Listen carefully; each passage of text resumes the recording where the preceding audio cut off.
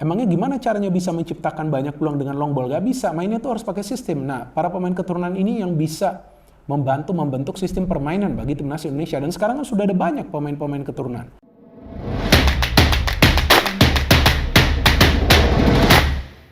Bismillahirrahmanirrahim. Assalamualaikum warahmatullahi wabarakatuh dan selamat sejahtera. Selamat kembali lagi ke channel Syahrizal Rajak. Terima kasih kepada teman-teman yang telah subscribe kepada channel ini. Kepada teman-teman yang baru jumpa channel ini, mohon untuk tekan butang subscribe dan juga butang loceng. Untuk video reaksi hari ini, kita nak react satu video dari channel Bola Bung Binda. Okey, kerana ada saran daripada teman-teman yang minta aku untuk react kepada video dari channel Bung Binda. Kerana katanya banyak video-video ataupun informasi daripada Bung Binda lebih akurat berbanding daripada channel-channel yang aku react sebelum ini, guys. Jadi untuk video reaksi hari ini, kita nak react kepada satu video. Tajuk dia ayo tambah lagi dong pemain keturunan Indonesia sebelum Piala Asia 2024. Okey guys, tanpa kita bangsa, let's go. Bismillahirrahmanirrahim.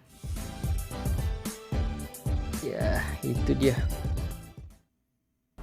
Salam sepak bola, teman-teman netizen atau warganet yang saya hormati semuanya. Welcome back ke konten terbaru dari channel YouTube Triple B. Dan di konten terbaru hari ini, saya ingin kembali membahas tentang Timnas Indonesia, tapi bukan tentang pertandingan dari Timnas Indonesia, kan sudah saya buat match reviewnya semalam ya. Tapi saya ingin membahas tentang sebuah fakta bahwa Timnas Indonesia membutuhkan pemain-pemain keturunan Indonesia untuk meningkatkan level permainan dari Timnas Indonesia agar bisa bertahan dan bersaing di level Asia untuk waktu yang lama. Karena seperti yang kita saksikan dalam beberapa pertandingan terakhir, dengan kehadiran para pemain keturunan Indonesia tersebut, maka permainan dari Timnas Indonesia mulai rapi. Bahkan kita bisa melihat bahwa ada sebuah sistem permainan dari Indonesia yang bisa melumpuhkan tim lawan. Nah, itulah yang sangat penting teman-teman. Seperti yang selalu saya katakan bahwa Timnas Indonesia harus bisa bermain secara taktis. Bagaimana caranya bisa bermain secara taktis ketika para pemain bisa mengalirkan bola secara rapi? Maka itu ketika ada banyak pemain-pemain keturunan Indonesia, kita melihat bahwa passing dari Timnas Indonesia secara permainan mulai rapi. Bahkan para pemain keturunan yang bermain di lini pertahanan juga bisa membagi bola. Nah, itu sangat penting. Jadi ada juga direct pass yang bisa diberikan dari lini pertahanan.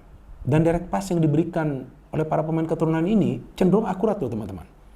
Dan itulah yang membuat para pemain lainnya yang bermain di liga domestik juga ikut terbawa irama permainannya. Jadi sekarang kita bisa melihat pemain-pemain lain juga bermain mengandalkan visi. Jadi mengandalkan visi itu sebetulnya bukan saja dalam urusan membagi bola teman-teman, tapi juga dalam mencari ruang. Contoh, ya, contohnya tuh Hoki Caraka, lihat. Semalam tuh. Dia bisa mencari ruang dengan begitu pintar kan? Artinya apa? Dia sekarang sudah mulai bermain dengan visi, sudah ada kemajuan. Walaupun memang lawannya Brunei, ya gak masalah. Yang penting kan dia sudah bisa mencetak gol, dan dia kan bisa mencetak gol dengan mencari ruang. Nah, artinya dia juga sekarang terbawa irama permainannya. Mulai mengandalkan intelijensia. Masih muda juga Hoki Caraka. Nah, ada harapan bagi dia juga untuk menjadi pemain besar. Nah, tapi dia harus konsisten permainannya. Kemudian Ramadhan Sananta, lihat dia bisa cetak gol lagi. Lihat bagaimana caranya dia mencari ruang, pintar kan? Dan di pertandingan semalam, yang kita melihat yang menarik adalah performance dari dua fullback. Karena kali ini Coach Sintayong memilih menurunkan Shane Patinama di kiri dan Sandy Walsh di kanan. Bukan seperti biasanya Pratama Arhan di kiri dan Asnawi Mangkualam di kanan. Sebetulnya Arhan dan Asnawi juga biasa perform bagi Timnas Indonesia. Tapi kan tidak konsisten. Nah, sekarang ini kita melihat dua pemain keturunan yang bermain di pertandingan semalam. Nah, permainannya lebih rapi. Mereka bisa mengandalkan passing-passing yang akurat, mereka bisa memberikan umpan-umpan kunci terakhir yang sukses, mereka juga bisa create chances, dan mereka juga bisa mencari ruang di area pertahanan tim lawan. Memang lawannya Brunei. Brunei kita tahulah adalah salah satu tim underdog di ASEAN. Tapi kan yang saya fokus adalah ke cara bermain. Bukan pada kekuatan tim lawan atau pada skor akhir, tapi cara bermain. Nah, cara bermain ini beda banget nih. Sandy dan juga Shane, beda-beda sekali. Mereka tenang banget dalam mengalirkan bola. Nah, artinya ketika fullback itu bisa berperan sebagai wingback, di sanalah kita melihat jumlah peluang akan lebih banyak lagi. Dan faktanya kan seperti itu. Di leg kedua ini, jumlah peluang dari Indonesia jauh lebih banyak daripada di leg pertama. Jadi bukan saja kakinya yang jalan, tapi otaknya juga aktif. Nah, sekarang ini yang bagusnya ada kompetisi nih. Ada persaingan nih di Timnas Indonesia untuk pemain-pemain yang ingin masuk ke starting lineup. Karena sekarang di posisi dua fullback, juga belum tentu Arhan dan Asnawi akan dipilih sebagai starter. Belum tentu. Saya bukan mengatakan nggak mungkin, tapi belum tentu. Artinya mereka juga harus perform. Sama juga bagi Sandy dan juga Shane. Mereka nanti di pertandingan selanjutnya jika diberikan kepercayaan lagi oleh Coach Sintayong harus perform juga. Kalau nggak, seperti yang saya selalu katakan bahwa Coach Sintayong ini adalah pelatih yang 110% profesional. Jika ada pemain yang tidak perform, dia akan tarik keluar. Jika diberikan kesempatan lagi dan tidak perform, dia akan menaruhnya di bangku cadangan dulu. Istilahnya diparkir dulu, oke di bangku cadangan dulu. Jadi setiap pemain itu harus perform. Nah sekarang yang kita tunggukan adalah bisa konsisten nggak nih? Sandy dan Shane, kalau bisa konsisten ya bagus. Jadi ada persaingan di timnas Indonesia, sama juga di tengah. Ya, Mark yang permainannya tidak sesuai ekspektasi di leg pertama ditarik keluar oleh Coach Sintayong. Dia mainkan siapa? Ricky Kamboya. Ternyata permainan dari Indonesia berubah. Nah di situ kan sudah ada bukti profesionalitas dari Coach Sintayong bahwa dia adalah pelatih yang profesional. Bukan soal dia suka atau tidak suka dengan seorang pemain, enggak. Semua yang dia lakukan itu demi kemajuan dari timnas Indonesia karena dia ingin memajukan sepak bola Indonesia dengan membuat timnas Indonesia itu bermain secara rapi, dengan membuat para pemain itu bermain mengandalkan intelijensia, bermain mengandalkan visi permainan. Baru nanti kita bisa melihat permainan yang rapi. Kalau cuman main ngasal, lari kiri, lari kanan, gocek kiri, gocek kanan, main long ball ya mungkin 1-2 pertandingan menang, nanti pertandingan selanjutnya hancur semua. Ya, lihat saja. Kalau cuma main-main long ball itu kan susah. Emangnya gimana caranya bisa menciptakan banyak peluang dengan long ball? Gak bisa. Mainnya tuh harus pakai sistem. Nah, para pemain keturunan ini yang bisa membentuk sistem permainan bagi timnas Indonesia. Dan sekarang kan sudah ada banyak pemain-pemain keturunan. Ada Elkan Begot, ada Jordi Amat. Mereka saja gak main ya. Di leg kedua semalam ada Sandy Walsh, ada Shane Patinama, ada Ivar Jenner, ada Rafael Struijk, kan sudah banyak nih. Tapi perlu lebih banyak lagi. Memang sekarang yang dalam proses adalah Jay dan juga Nathan ya. Dua pemain tersebut bermain di lini pertahanan. Nah, mungkin teman-teman juga bingung kenapa sih pemain bertahan lagi, karena itulah salah satu titik lemah dari timnas Indonesia, yaitu di lini pertahanan. Jadi memang Coach Sintayong tampaknya di awal ini ingin fokus di lini pertahanan agar solid. Maka itu dalam beberapa pertandingan terakhir ya timnas Indonesia bisa mencatat clean sheet juga sih. Bukan cuma lawan Brunei, sebelumnya juga kan ada. Untuk Turkmenistan kan di FIFA Matchday. Artinya bisa menjaga clean sheet. Bahkan di babak kualifikasi Piala Asia U23 kan clean sheet juga tuh dua pertandingan ya. Nah, artinya ini pertahanannya sudah mulai solid. Nah, sekarang nanti dilihat di tengah-tengah, betul sudah ada Ivar Jenner, tapi perlu pemain lain di tengah yang bisa mengikuti irama permainan dari Ivar Jenner seperti yang dilakukan oleh Hoki Carakan di depan. Sudah bagus dia. Dan di depan Rafael Struijk ya sudah ada, tapi kita perlu satu lagi striker keturunan yang tipe finisher. Jadi untuk bisa menyelesaikan peluang-peluang yang didapat. Karena kalau tipe second striker atau tipe yang biasa juga bisa bermain di sektor sayap ya, menyerang dari sektor sayap seperti Rafael Struijk udah ada. Ada pemain-pemain lainnya seperti Egy Maulana Fikri jika dia kembali nanti dipanggil. Ada juga Witan Sulaiman. Nah, kita perlu nih yang finisher nih di depan nih.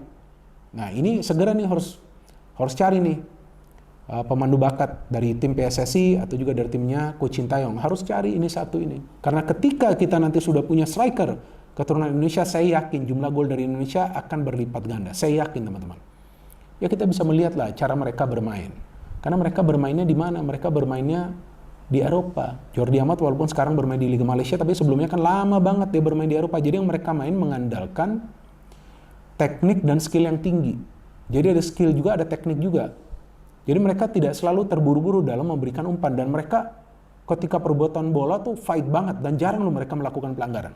Nah kalau ada tambahan satu lagi di striker teman-teman, wah udah itulah salah satu saya pikir kepingan yang diperlukan oleh Coach Sintayong dalam puzzle yang tengah dia rapikan nih di timnas Indonesia. Dia perlu ini satu pemain keturunan Indonesia yang bisa bermain sebagai striker. Itu sangat penting. Kalau kiper menurut saya sudah tercover. Dan memang sih banyak yang pro dan sedikit yang kontra tentang para pemain keturunan Indonesia ini yang mulai membela timnas Indonesia. Kalau yang pro ya memang pemikiran mereka nih adalah untuk kemajuan dari timnas Indonesia. Artinya selama mereka punya keturunan Indonesia, selama mereka punya darah Indonesia gak masalah.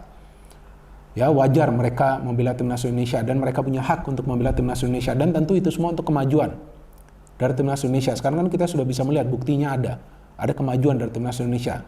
Nah bagi yang kontra ini yang saya bingung. Karena ya pemikiran mereka, ya walaupun gak banyak nih yang kontra ya. Pemikiran mereka adalah dengan adanya banyak pemain keturunan justru akan menyulitkan para pemain yang bermain di liga domestik untuk masuk ke timnas. Nah, itu adalah pemikiran yang salah. Karena justru yang diperlukan adalah persaingan untuk bisa masuk ke timnas. Harus ada seleksi yang ketat. Dan memang Coach Sintayong akan memilih yang terbaik dari yang terbaik.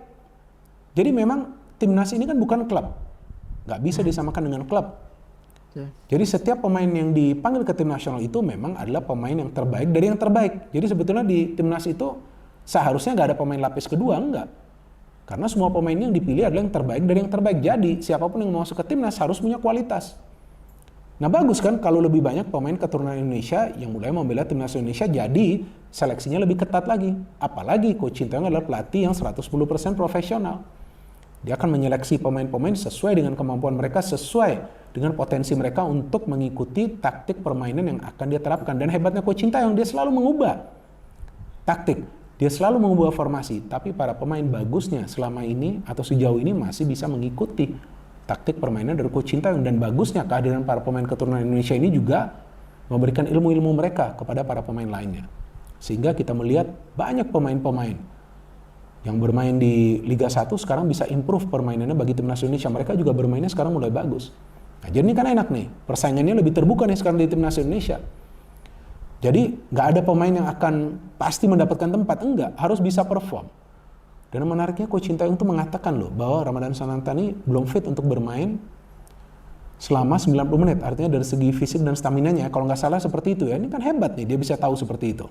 Maka itu dia memainkan Ramadhan Sananta sebagai pemain pengganti. Tapi sebagai pemain pengganti pun Ramadhan Sananta itu bisa perform. Artinya pelatih ini memang sudah tahu apa yang perlu dilakukan. Dan kita perlu serahkan kepada Coach Sintayong untuk membentuk timnas Indonesia, untuk memilih taktiknya seperti apa, untuk memilih strateginya seperti apa, dan untuk memilih pemain-pemain siapa saja yang akan dia panggil untuk membela timnas Indonesia. Jangan kita terlalu banyak campur tangan, ya kan? Jangan kita sedikit-sedikit mengatakan, wah kenapa ini dipanggil, kenapa itu dipanggil, kenapa gak panggil ini, kenapa gak panggil itu. Ya, Coach Sintayong sudah tahu, sesuai dengan taktiknya, maka itu dia panggil pemain-pemain tersebut. Dan bagusnya, dia memang memikirkan agar Indonesia ini bisa maju dengan cepat. Jadi kita tunggu saja teman-teman, akan menarik nanti kita tunggu pemain-pemain mana lagi, pemain-pemain keturunan mana lagi yang akan mulai membela tim nasional Indonesia. Kalau saya termasuk yang pro, yang menginginkan ada kemajuan dari timnas Indonesia, oleh karena itu memang penting adanya para pemain keturunan Indonesia ini. Ya, kita tunggulah, mudah-mudahan bisa dapat striker ya. Dan juga itu timnas Indonesia U17 juga sekarang kan mulai ya scouting untuk pemain-pemain keturunan selain Welber Jardim ya, kalau nggak salah itu nama pemainnya ya, yang bermain di Sao Paulo ya. Dia kan sudah oke ya, akan membela timnas Indonesia U17. Tapi kan sekarang lagi scouting untuk pemain-pemain keturunan lainnya. Nah itu kan kita lihat betapa pentingnya mereka dibutuhkan untuk timnas Indonesia U17 yang akan bermain di Piala Dunia. Karena kenapa? Mainnya di Piala Dunia, level permainannya harus bagus. Maka itu yang dibutuhkan adalah pemain-pemain keturunan Indonesia. Jadi kita tunggu saja teman-teman perkembangan dari timnas Indonesia. Tentu kita berharap yang terbaik bagi timnas Indonesia, dan kita perlu membangun narasi-narasi yang positif di sosial media untuk menyemangati para pemain agar mereka seperti biasa akan berjuang habis-habisan di atas lapangan, dan kita sebagai pemain ke-12 harus memberikan support secara positif. No hate, no politics, only football. Salam sepak bola. Ya, itu dia guys itu dia perbahasan yang dibuat oleh Mas Bung Binder. Wow, memang terbaik lah. Memang terbaik. Terima kasih kepada teman-teman yang telah menyarankan aku untuk react kepada video daripada Abang Bung Binder ataupun Mas Bung Binder. Memang terbaik, sangat padat isinya. Apa yang disarankan itu memang terbaik lah. Okay guys, apa pendapat teman-teman berkenaan dengan perbahasan yang dibuat oleh Mas Bung Binder? Memang tak boleh dinafikan lagi, kerana kalau kita lihat daripada subscriber Bung Binder ni ada 777,000, hampir ke 1 miliar guys Dan video tadi tu wow, tontonannya 166,000 tontonan. Memang mantap Abang Bung Binder kita ni. Alright guys apa pendapat teman-teman berkenaan dengan video tadi guys? Jangan lupa untuk tinggalkan komennya di kolom komentar. Kalau teman ada kritikan, cadangan, informasi terbaru, boleh letakkan di kolom komentar di bawah guys Alright guys, terima kasih kerana menonton video ini sampai habis. Jangan lupa untuk like video ini. Pada teman-teman yang masih lagi belum subscribe, mohon untuk tekan butang subscribe dan juga butang lonceng. Kita jumpa dalam video reaksi akan datang. Assalamualaikum.